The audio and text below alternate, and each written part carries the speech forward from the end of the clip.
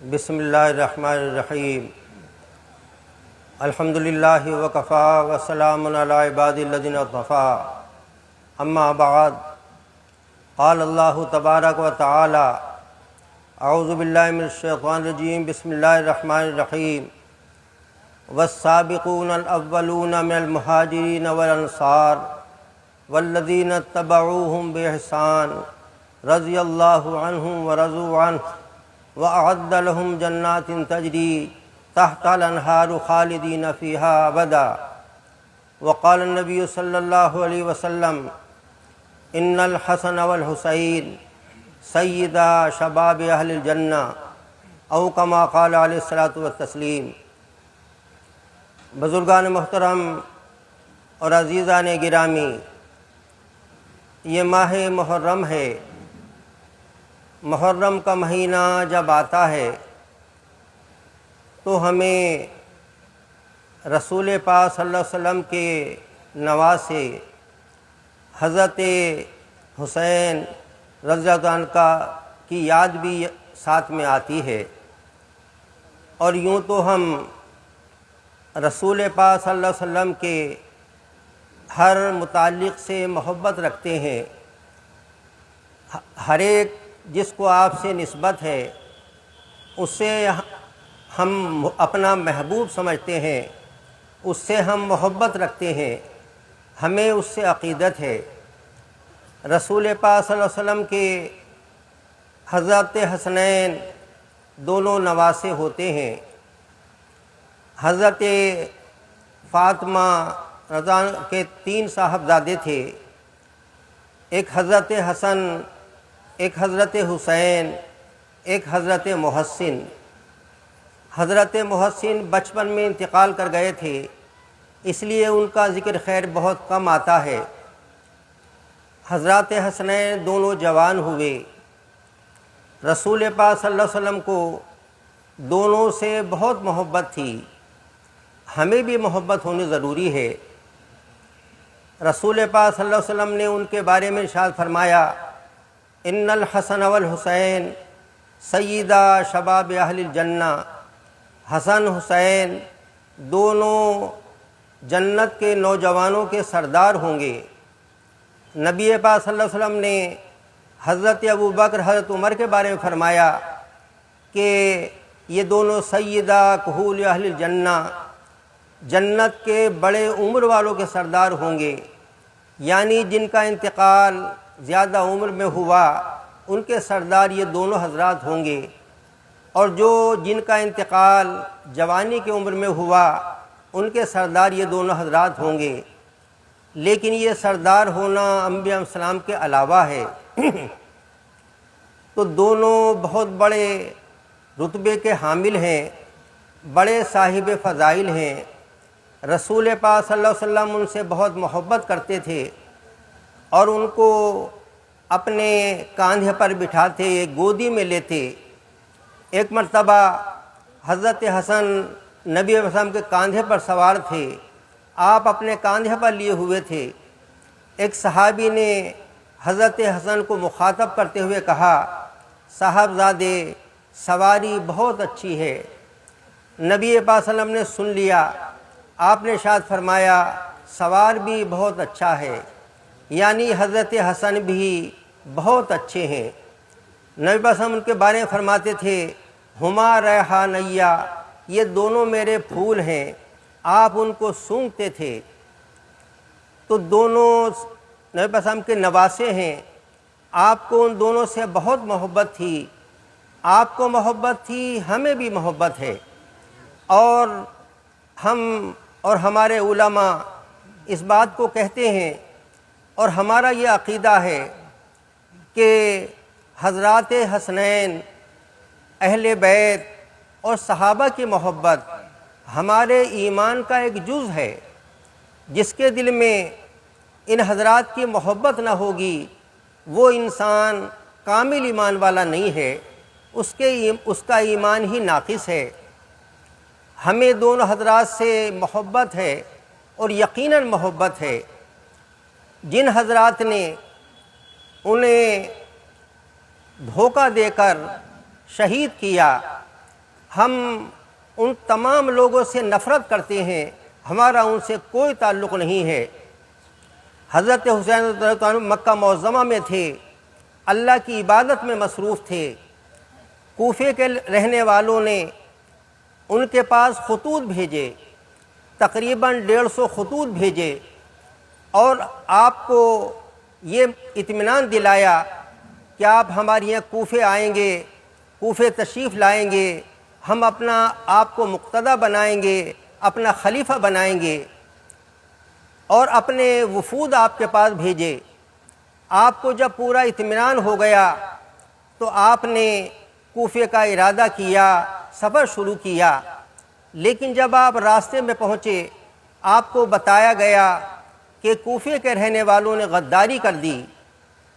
آپ نے ارادہ واپس ہونے کا کیا، لیکن حضرت مسلم، جن کو حضرت حسین نے پہلے تحقیق حال کے لیے کوفے بھیجا تھا، وہ شہید کر دیے گئے تھے۔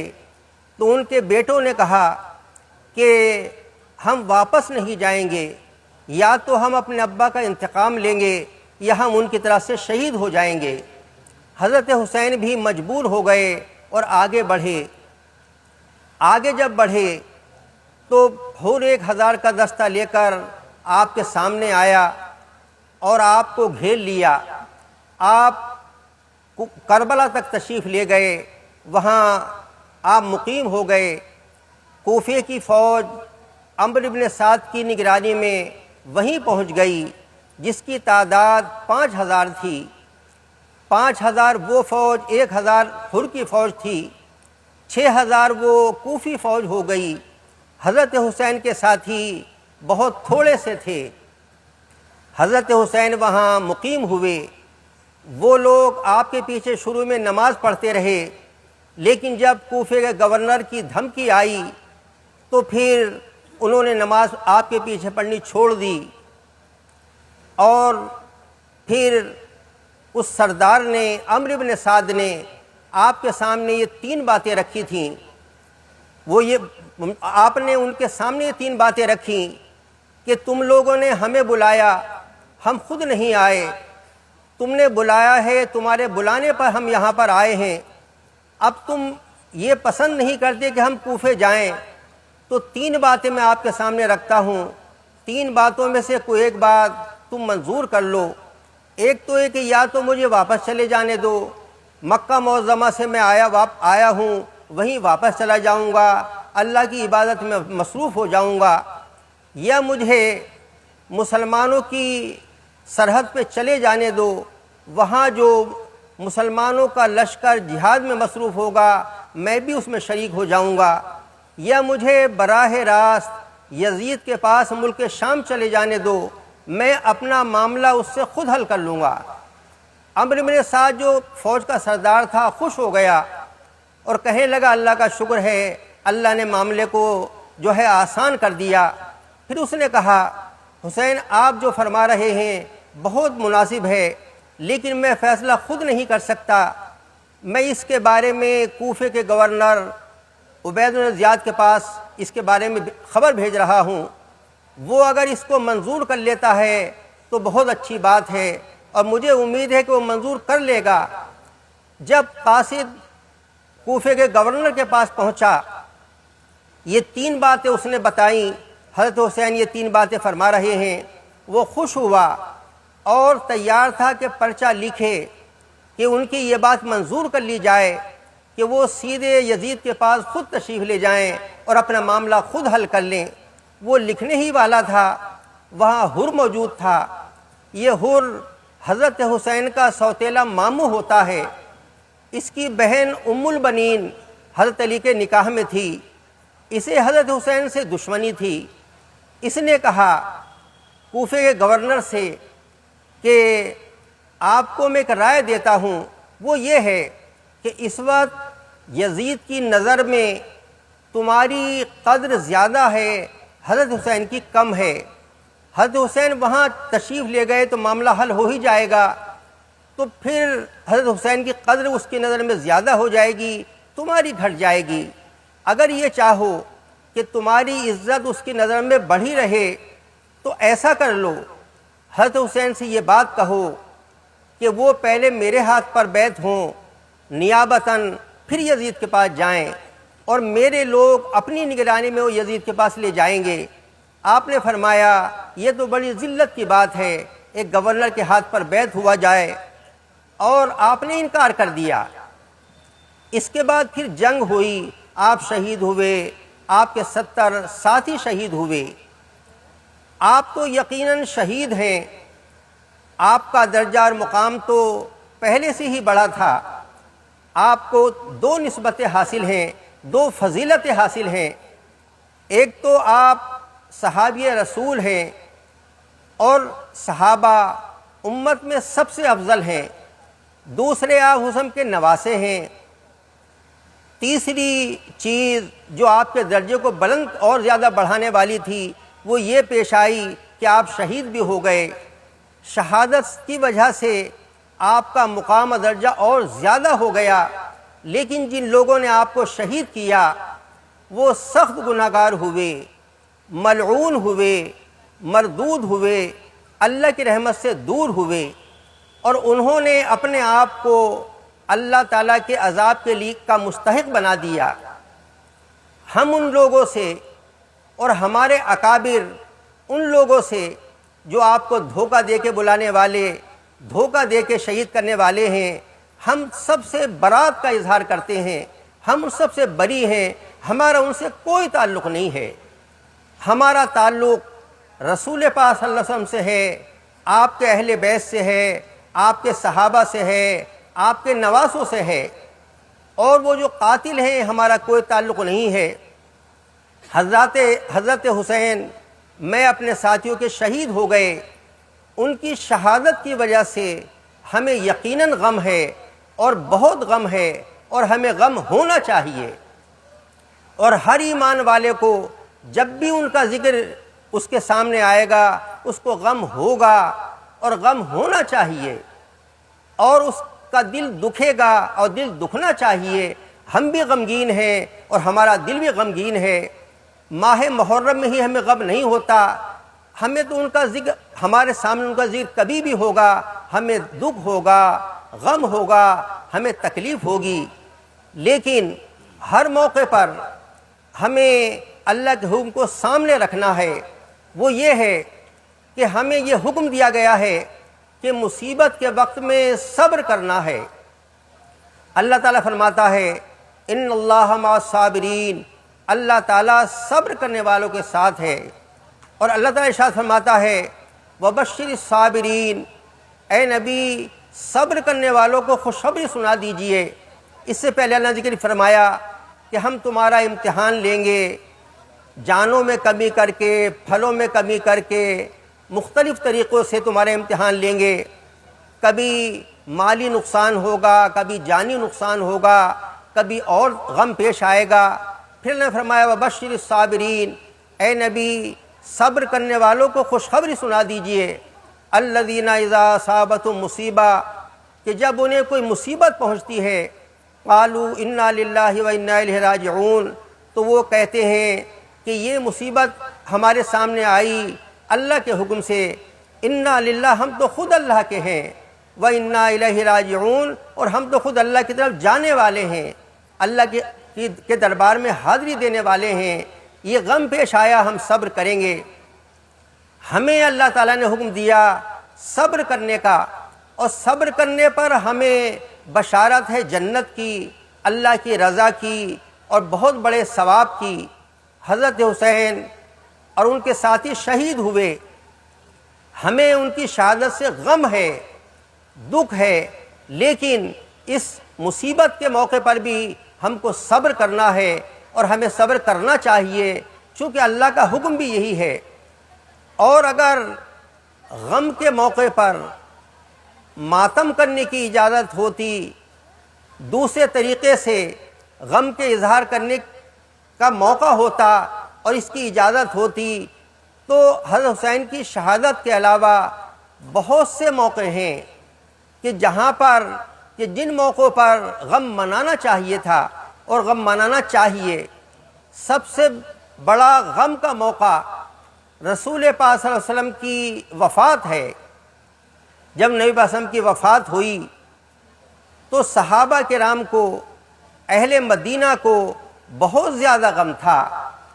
صحابہ کرام کے لیے سب سے بڑی خوشی کا موقع زندگی میں وہ موقع آیا تھا جب نبی پاک صلی اللہ علیہ وسلم مدینہ منورہ تشریف لائے تھے، اور سب سے زیادہ غم کا موقع، تکلیف کا موقع وہ تھا جب آپ کی وفات ہوئی۔ آپ کی وفات کی وجہ سے صحابہ سے یہ غم سہا نہیں جا رہا تھا۔ بڑے بڑے بہادر ہمت ہار چکے تھے۔ حضرت فاروق اعظم جیسے جری بہادر، ان کا حال یہ تھا کہ وہ یہ سننے کو تیار ہی نہ تھے کہ کوئی یوں کہے کہ آپ کی وفات ہو گئی۔ آپ فرما رہے تھے نبی پاک صلی اللہ علیہ وسلم تو معراج میں تشریف لے گئے ہیں، آپ وہاں سے تشریف لائیں گے، منافقوں کو سزا دیں گے۔ ننگی تلوار ہاتھ میں ہے اور یہ سننے کو تیار نہیں کہ آپ کی وفات ہو گئی۔ حضرت عثمان غنی ہیں، خاموش بیٹھے ہیں۔ حضرت علی ہیں، غم کی وجہ سے نڈھال ہیں، کچھ سمجھ میں نہیں آ رہا۔ صدیق اکبر تشریف لائے، دیکھا حضرت عمر تلوار لیے ہوئے ہیں، ٹہل رہے ہیں، اور یہ سننے کو تیار نہیں کہ کوئی یوں کہے آپ کی وفات ہو گئی۔ آپ نے مسجد میں لوگوں کو جمع کیا، صحابہ کو جمع کیا، حضرت عمر کو بھی بلایا اور فرمایا کہ اے شخص خاموشی سے بیٹھو۔ جب صحابہ بیٹھ گئے تو صدیق اکبر نے قرآن پاک کی آیت پڑھی، وما محمد الا رسول، محمد صلی اللہ علیہ وسلم اللہ کے رسول ہی تو ہیں، خدا تو نہیں ہے کہ ان کو موت واقع نہ ہو۔ افئن ماتا، تو کیا اگر آپ کا انتقال ہو گیا، او قتلا انقلبتم علی اعقابکم، یا آپ شہید ہو گئے تو تم پیچھے کو لوٹو گے، کفر کی طرف لوٹو گے۔